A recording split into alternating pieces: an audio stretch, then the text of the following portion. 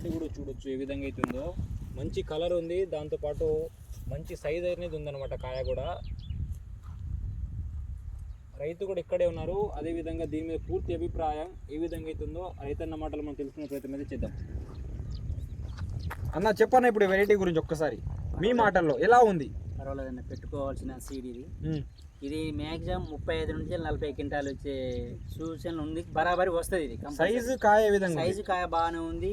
మచ్చ గీచ కూడా ఏం లేదండి, మచ్చ ఉంటుందని అది ఇది పోగా చేసిన అసలు అటువంటి విషయం ఏం లేదు, అంతా బాగుంది. కాయ కూడా దిగుబడి కూడా బ్రహ్మాండంగా. ఫస్ట్ రౌండ్ అయితే నాకు 15 క్వింటాలు వచ్చినట్టు ఎకరా. చివరి వరకు ఎంత వచ్చే అవకాశం? చివరి వరకు 35 నుంచి పైన వస్తుందండి, 40 దాకా రావాలి దగ్గర దగ్గర.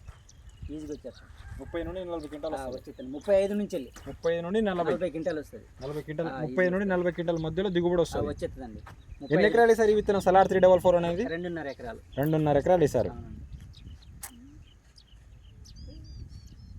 మీరు చెప్పండి అక్క.